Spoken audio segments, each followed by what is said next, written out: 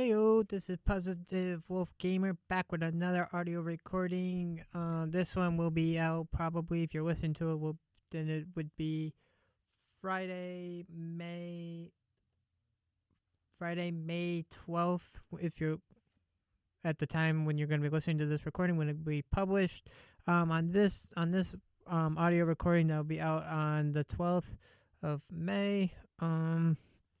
I want to actually express my little tidbit on the furry fandom. Everything I will say in this audio recording will be from the resources that will be linked in the description for further reading.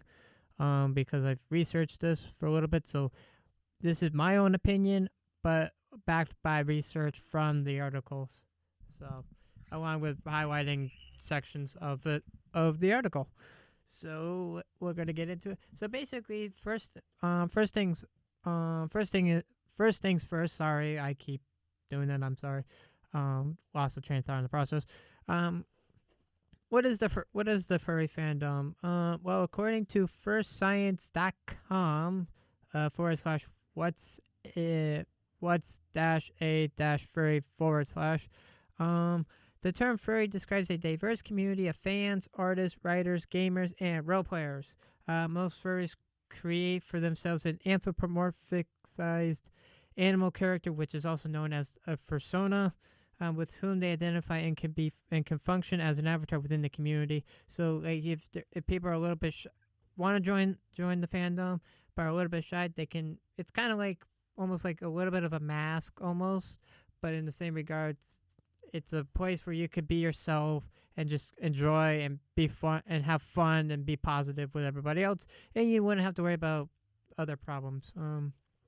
But some furries wear elaborate costumes, which are called fursuits or PARAPHERNALIA, such as animal ears or tails, or represent themselves as an anthropomorphic animals in online communities such as Second Life.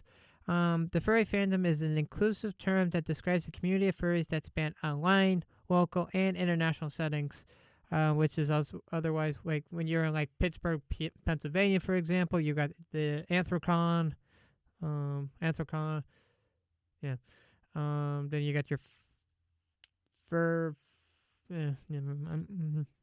The furry fandom is global, with hundreds of local groups existing worldwide and dozens of conventions held annually. Basically, really, what the furry fandom is, it's a positive group, in my opinion, that wants to spread happiness, positivity, and let you just free roam and be who you want to be, folks. Because like it is, if you want to be a character that in a fictional world, there's your perfectly good place for it, especially if you love anthropomorphic animals that you see a lot in like the anime shows, like and movies like Zootopia, for example, and a lot of Disney shows, and that. Then a small subset of the furries, less than 10%, believe they are spiritually connected to animals, are less than or more than 100% human, are an animal trapped in a human body, or we're an animal in a form of life. Other kings, like Thurians, feel spiritually connected to non-human species, but the species extend to mythical species such as dragons, griffins, and minotaurs. So if like you've watched if you've done Greek in your classes, in your English class, you probably understand the minotaur, the dragons, and the griffins. And then more than 75% of furries are under the age of 25. Approximately 84% of furries identify male. Yada yada yada. You could just read the poll part, but many of the negative stereotypes about the furry fandoms were EMPIRICALLY tested and found to be unsustained. When compared to a control group, furries were significantly more likely to have a history of being physical and verbally bullied, a difference particularly prominent during adolescence, 61.7% versus the 37.1%. Our studies, according to Furscience studies, indicates that 65% of furries said they have been told almost no one in their told almost no one in their family about their furry interests, and approximately 70% said they have told almost no one they see in their everyday life, such as work. Approximately 60% of furries agreed that they felt prejudice against furries from societies, while approximately 40%. Basically, folks, what's coming down to the bottom line is the fact that there's a lot of people who feel that furry fandom does not belong. People shouldn't be furries at all. Shouldn't believe in the anthropomorphic animals and that. But first off, I'm just gonna point out here the fact of it's a fandom where everybody is open to and can come learn, explore, and if you have an interest, feel free to join. Basically, they're welcoming anybody with open arms because, like it is, it's a common hobby. It's an interest that a lot of people want to do and want to get together to hold conventions, hold local group meets and that because they have a common interest that they share with a lot of people. And that and like it's a good place to be. It's a good place that if like you love anthropomorphic animal, it's a great fandom to be in. In that. Not that I'm saying I may. I don't know, but anywho. But unfortunately, a lot of negativity feels that a lot of negativity comes from people who feel that they should not be animals. They shouldn't have that sense of being animals or believing in anthropomorphic animal. And I'd say to that to the fact of don't, folks, just don't. If you have your own opinion about it, let it be your own opinion. Everybody's entitled to their opinions. Whether you accept it or not is up to you.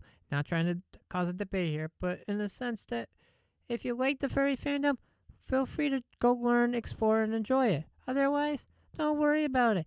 It's not like they're there to cause harm or anything. They're there to be positive, spread happiness, and like it is, a lot of times at their conventions, they work with a lot of nonprofit organizations and hold charity events for nonprofits. Each convention furry convention does a lot of charity work and a lot of volunteering work to help nonprofits out. And it's especially good because that way, not only are you having a good time and you're being happy and positive, but you're also raising for a good cause in that.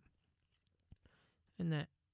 And unfortunately, a lot of people do join because they feel like they've been targeted or that. Like, don't, please, just don't. Like, if you're just going to pick on them, you shouldn't pick on them because if they want to go join the furry fandom, let them. If they have a passion with something and they feel like they want to join a group with other people, let them because like it is. Because furry fandom is a positive environment that does a lot of positivity goods. Yes, even though there are a lot of negative stereotyping, but in the same regards, you have that positivity, folks. Okay, basically, it's a positive fandom to be in that.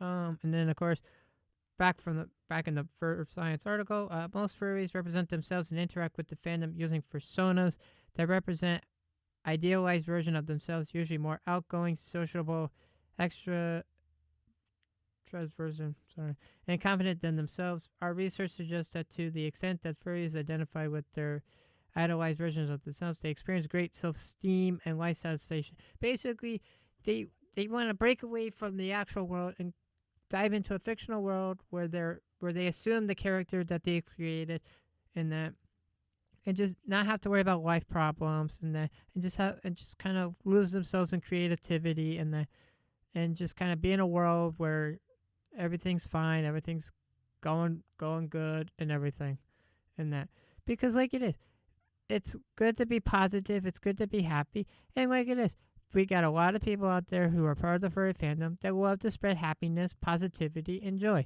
Yes, there may be some bad apples out there who want to be stupid and go ruin it, but in a sense, it's just wrong to go and tackle a problem that you just don't want to get yourself into because then you're just gonna have a big problem on your hands.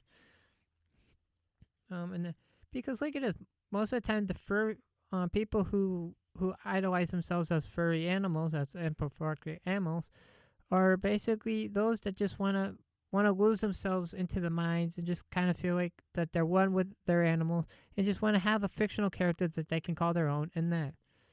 And like it is, it's good to be positive. It's good to be positive. It's good to have something that they're passionate about and that. Furries, while having more active fantasy lives, are no more likely than the general population to engage in the pathological forms of fantasy. I'm not going to get into it.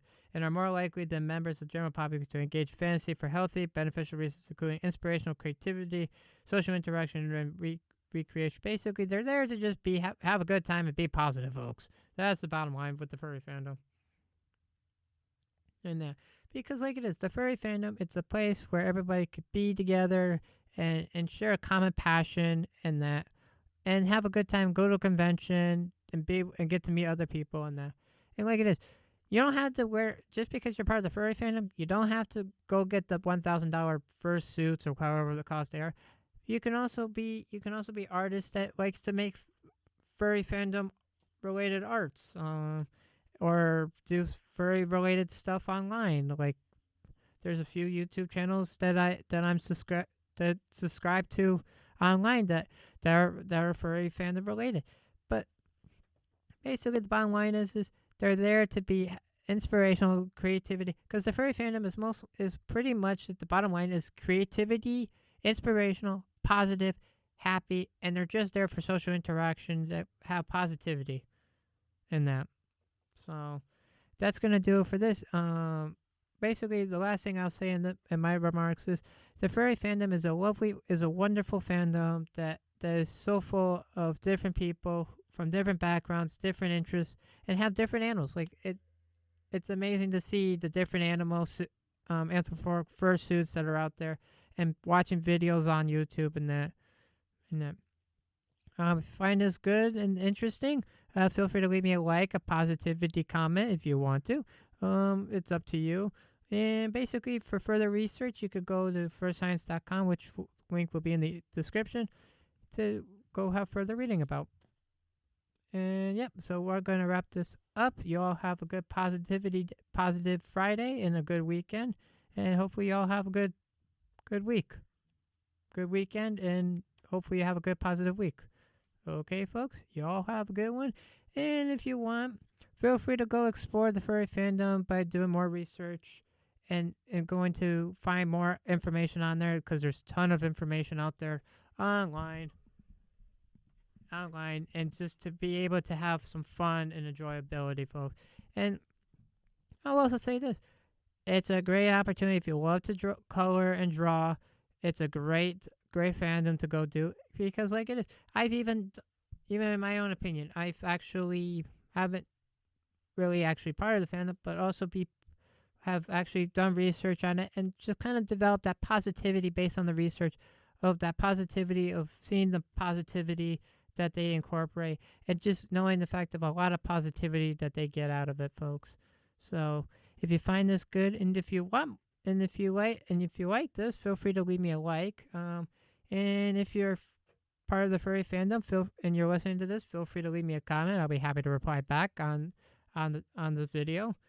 And yeah, so this will be up there along with some other furry fandom related topics that you'll find on there.